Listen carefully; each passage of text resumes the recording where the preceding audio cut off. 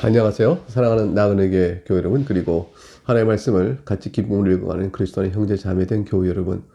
이제 오늘 우리가 읽을 주의 말씀은 욥기 36장입니다. 36장은 다음에 내일 읽을 37장과 연결해서 엘리후가 욥에 대하여 변론을 또 펼쳐가는 네 번째 내용의 단락입니다. 1절부터 내용을 살펴보도록 하겠습니다. 엘리후가 말을 이어 이르되 2절 나를 잠깐 용납하라. 내가 그대에게 보이리니 이는 내가 하나님을 위하여 아직도 할 말이 있음이라. 엘리후는 하나님을 위하여, 즉 하나님을 대신하여 욥에게 교훈할 말이 여전히 남아있다라고 말하며 경청을 요청합니다. 그리고 자신이 하고자 하는 말의 정당성과 관련해서 3절에 내가 먼 데서 지식을 얻고 나를 지으신 이에게 의를 돌려보내리라. 진실로 내 말은 거짓이 아니라 온전한 지식을 가진 이가 그대와 함께 있느니라. 그랬습니다. 즉 자신의 지식은 동서고금에서 얻은 것이란 거죠. 먼 데서 얻은 것입니다. 그러니까 동서고금, 시간적으로 먼 곳, 지역적으로 먼 곳에서 다 모아진 합당한 지식이고요. 창조주 하나님이 과연 옳다는 것을 말하는 것이라는 것이죠.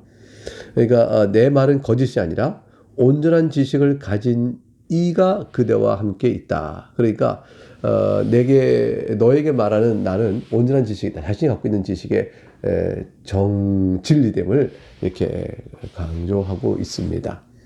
자, 그럼 어떤 말을 엘리후가 하는지 살펴보겠습니다. 엘리후의 말은 우리가 내일까지 살펴보면 알겠지만 엘리후는 굉장한 진리의 말을 친구들의 욥의 세 친구와는 달리 훨씬 더 정확하고 분명한 말들을 많이 합니다. 이게 엘리후가 하나님에 관한 신론적 지식이 욥의 세 친구보다 훨씬 더 뛰어났다라고 볼 수가 있습니다.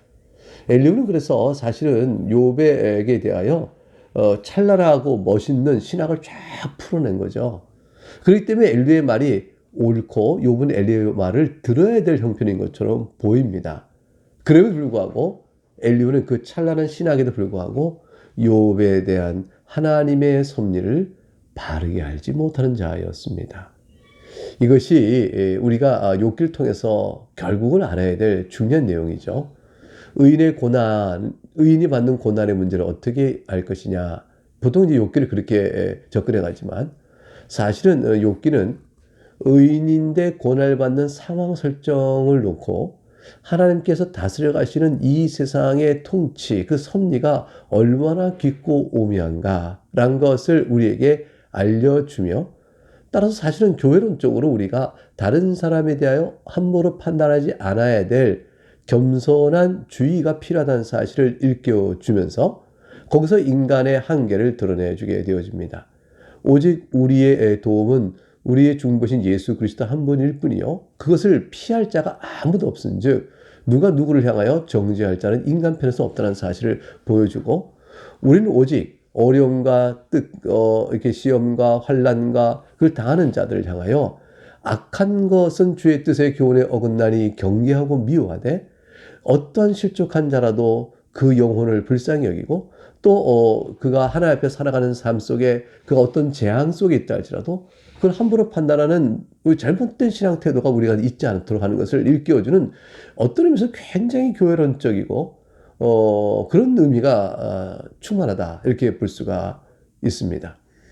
욥이 어떻게 해서 고난에 이르게 된지 상황을 다 욥의 1장부터 보아본 우리들은 하나님께서 사단에게 그걸 허락하시는 그 뜻, 하나님께서 무엇을 보고자 허락하셨으며 이러한 욥의 개인 신앙의 과정을 통해서 이 글을 읽는 우리들에게는 또 무엇을 교훈하고자 하나님께서 사탄에게 욥을 시험토록 허락한 것일까? 그 부분을 이제 생각하면서 욥기를 읽어야 될 것이라 생각합니다. 그렇게 볼 때 엘리후의 하나님에 대한 많은 설명들은 탁월한 설명이요 좋은 설명을 갖고 있지만 그럼에도 불구하고 우리에게 초점이 빗나간 엘리후의 실수를 보게 되어지는 것이죠. 자, 5절부터 보겠습니다. 하나님은 능하시나 아무도 멸시하지 아니하시며 그의 지혜가 무궁하사. 하나님의 전능성, 그 다음에 아무도 멸시하지 않는 차별 없으신 하나님의 공평성, 공의죠. 지혜로우신 하나님, 그 6절 악인을 살려두지 아니하시며 하는 공의성, 고난받는 자에게 공의를 베푸시니 고난받는 자에게 공의를 베풀어 그를 어떻게 회복시켜 주는 것이니까 하나님의 긍휼과 자비. 그리고 7절 그의 눈을 의인에게 떼지 아니하시니 하나님의 신실하신 보호, 그를 왕들과 함께 왕좌에 앉히사 영원토록 존귀케 하심으로 인하여 하나의 약속된 의인에게 주시는 영광스러운 섭리를 통치의 신실함을 보게 합니다. 그리고 이제 8절 가게 되면 하나님과 관련하여 이렇게 또 설명합니다. 혹시 그들이 족쇄에 매이거나 환난의 줄에 얽혔으면 누가 말해요? 사람이죠. 혹시 의인들이 족쇄에 매이거나 환난의 줄에 얽혀서 시험이 들어 하나님이 택하신 주의 백성인데도 죄를 범할 일이 있게 되어지면 9절 그들의 소행과 악행과 자신들의 교만한 행위를 알게 하시고 하나님이 사랑하는 그의 백성으로 하여금 그 영혼을 구원하기 위해서 말이죠. 그의 소행과 악행과 교만한 행위를 알게 하셔서 10절 그들의 귀를 열어서 심령이 주의 교훈을 듣고 알게 하여 죄악에서 돌이키게 하신다. 이게 하나님의 섭리에 대한 근본적 원리로 엘리후스는 확신하고 있는 겁니다. 이 기준으로 욥을 향하여 재단하는 것이죠. 그때 우리는 뭘 보고 됩니까? 아니에요. 욥은 의인인데 족쇄에 매거나 환난줄에 얽혔을 경우 욥의 어떤 소행과 악행과 자신의 교만한 행위 때문에 당한 것이 아니고 하나님께서 욥을 하여금 그 잘못을 알게 하시려고 이렇게 하신 것이 아니에요. 우리는 이미 알고 있어요. 근데 엘리훗은 하나님의 섭리에 대한 이런 판단으로 그 욥에게 그렇게 내어두고 있는 거죠. 이 하나님에 대한 설명이 다 맞잖아요. 맞는데 섭리를 그 하나로 통일시켜 버리는데 문제가 있고 적어도 욥에게 그걸 적용하는데 문제가 있었습니다. 11절부터 보게 되면 하나님의 말씀에 순종할 때 또 회개하고 징계의 매를 깨닫고 회개할 때 나오는 결과, 불순종의 결과를 설명합니다. 11절 만일 그들이 순종하여 섬기면 형통한 날을 보내며 즐거운 해를 지낼 것이며 만일 그들이 순종하지 아니하면 칼에 망하며 지식 없이 죽을 것이라. 이것도 맞는 얘기잖아요. 하나님의 말씀을 듣고 교훈에 따라 회개하고 돌이키면 살 것이고 그래서 불순종하면 칼에 망하여 지식 없는 자, 무지한 자, 어리석은 자처럼 죽게 될 것입니다. 이거 맞는 말입니다. 근데 이 말의 원리가 지금 욥의 경우는 아까 섭리 이해에 대한 잘못된, 고착된, 또 획일화된 적용을 해서 포인트가 벗어났으므로 욥에게는 무익한 말이 되고 많은 것이죠. 13절 보게 되면 마음이 경건하지 아니한 자들은 분노를 쌓으며 하나님이 속박할지라도 도움을 구하지 아니하나니 그들의 몸은 젊어서 죽으며 그들의 생명은 남창과 함께 있도다. 악인의 비참함을 설명하고 있습니다. 마음이 경건하지 않은 자, 즉 죄를 돌이켜 회개하지 않는 자는 하나님 앞에 당할 분노가 좀 더 쌓이고 하나님께서 재앙을 내려 속박하고 있음에 불구하고 하나님께 나와 도움을 구해야 되는데 그렇지 아니하니 젊어서 죽고 생명은 남창과 같이 있으니 타락하고 가장 더럽고 하나님이 가증히 여기는 자들과 함께 있게 되어집니다. 15절 하나님은 곤고한 자를 그 곤고에서 구원하시며 학대에 당할 즈음에 그의 귀를 여시나니 왜 열어주실까요? 그 곤고에서 구원하시기 위해서 돌이켜 살리기 위해서 16절 그러므로 하나님이 그들을 환난에서 이끌어내사 좁지 않고 넉넉한 곳을 옮기려 하셨은즉 욥 하나님은 당신에 관한 선한 뜻이 있는 것이요 무릇 그대의 상에는 기름진 것이 놓으리라. 이 말씀을 믿고 하나님 지금 당신의 삶 속에 손을 대신 일들을 기초로 하여 회개하고 돌이키시오. 그래야 살 것이요 라고 말하는 것입니다. 그런데 욥을 보니까 엘리후가 보니까 욥이 어리석습니다. 17절 이제는 악인이 받을 벌이 그대에게 가득하였고 심판과 정의가 그들을 잡았나니 어찌하여 당신이 회개치 않고 그렇게 버티니 악인이 받을 벌이 그대의 몫이 되었어. 18절 그대는 분노하지 않도록 조심하며 많은 뇌물이 그대를 그릇된 길로 갈까 조심하라. 그대가 분을 내어 징책을 하나님의 징계를 분을 내어서 멸시하지 말고 커다란 대속이 필요하니 그 악한 일을 범할 수 있도록 그 악한 일의 죄 용서를 위해서 얼마나 큰 속죄의 값이 필요한가. 그것들이 많이 필요한 일로 빠지는 일이 없도록 해야 할 것이라. 19절 그대의 부르짖음이나 그대의 능력이 어찌 능히 그대가 공고한 가운데서 그들을 유익하게 하였느냐. 이와 같이 회개하면 살 일인데 회개치 않고 하나님께 부르짖는다고 자신의 지혜와 능력을 믿고 하나님께 대하여 논쟁하겠다고 해서 그때가 공고한 가운데서 하는 그러한 논쟁에 자기 지혜를 믿고 부르짖는 자기의 절규와 원망의 소리가 너를 구할 줄 아느냐? 너에게 유익을 줄 줄 아느냐? 네 힘으로 되는 것이 아니라 하나님은 어찌 악하다 할 것이냐? 회개하라. 엘리후의 충고입니다. 그런데 어찌하여 20절 그대는 밤을 사모하지 말라. 인생들이 밤에 그들이 있는 곳에 끌려가리라. 삼가 악으로 치우치 말라. 그대가 환난보다 이것을 택하였느니라. 왜 악인의 길로 하는가? 밤을 사모한다는 것은 악을 사모하는 거예요. 어둠을 사모하는 겁니다. 미련함을 사모하는 것입니다. 악으로 치우치지 말라. 악으로 치우쳤다는 뜻이에요. 어찌하여 악인의 길을 택하는가? 그대가 하나님을 감당하겠는가? 이제 22절부터 보면 하나님은 어떤 분인가를 다시 설명합니다. 그대가 지금 맞서고 감당하고자 하는 하나님은 어떤 분인가를 생각하라. 22절 하나님은 그의 권능으로 높이 계시나니 누가 그같이 교훈을 베풀겠느냐. 하나님이 높으심을 생각하라. 23절 누가 그를 위하여 그의 길을 정하였느냐. 하나님의 길을 정할 자 없고 하나님의 작정대로 우리가 사는 것이니 누가 말하기를 하나님께서 불의를 행하셨다 할 수 있겠느냐. 하나님은 절대 의로운 자 인간은 하나님을 향하여 의의 판단할 수 있는 자가 아니라. 근데 그대는 어찌하여 하나님의 높으심과 권능을 마치 모르는 자처럼 하나님을 향하여 불의를 행하셨다라고 말하는 어리석은 죄를 범하는가. 돌이키라. 24절 그들은 하나님께서 하신 일을 기억하고 높이라. 잊지 말지니라. 인생이 그의 일을 찬송하였느니라. 25절 그의 일을 모든 사람이 우러러 보나니 먼 데서도 보느니라.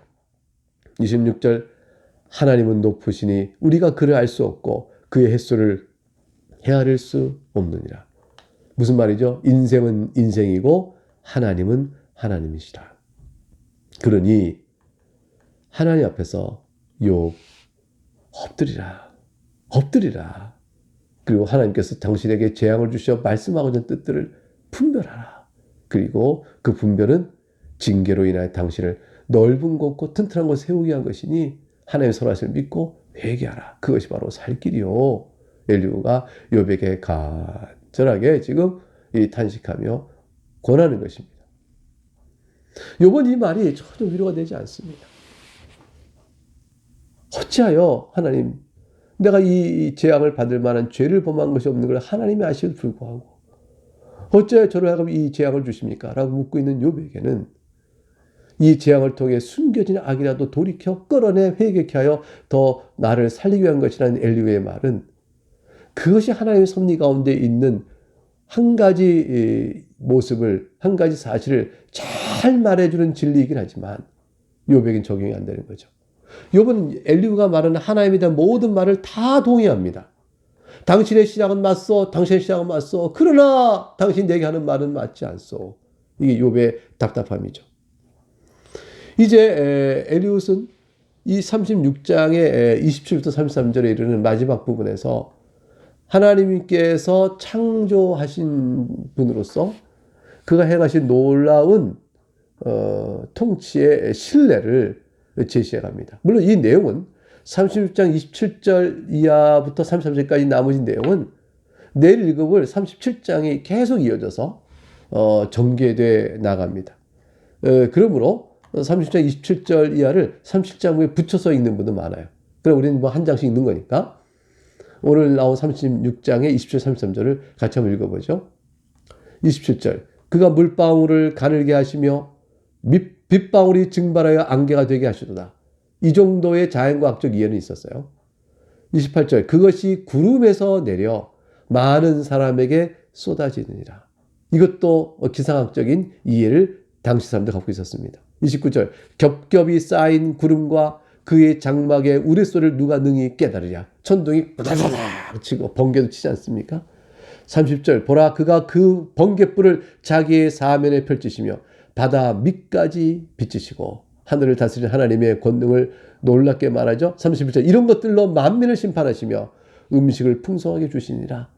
번개와 우레로 하나님께서 심판할 자 심판하시는 일이 있으시고 또 그 위엄과 권능을 나타내 두려움에 떨게 하시고 비를 내려 풍성하게 곡물이 나게 하여 음식도 주신다고 되어 있습니다. 32절 그가 번갯불을 손바닥 안에 넣으시고 그가 번갯불을 명령하사 관역을 치시도다. 33절 그가 그의 우레가 다가오는 풍우를 알려주니 가족들도 그 다가옴을 아느니라. 하나님이 다스려 가시는 그 통치에 대한 한 예로 지금 기상적인 상태를 가지고 또 그 안에서 살아가는 인간의 곡물의 풍성함과 또 악인을 두려워 떨게 하시는 심판 이런 등등과 맞물려서 엘리훗은 하나님에 대한 높으심을 이어 설명하고 있습니다. 네, 오늘은 여기까지 살피고요. 내일 엘리후가 계속 이어서 하나님의 높으심을 말하는 부분을 37장을 통해서 계속 읽어가도록 하겠습니다.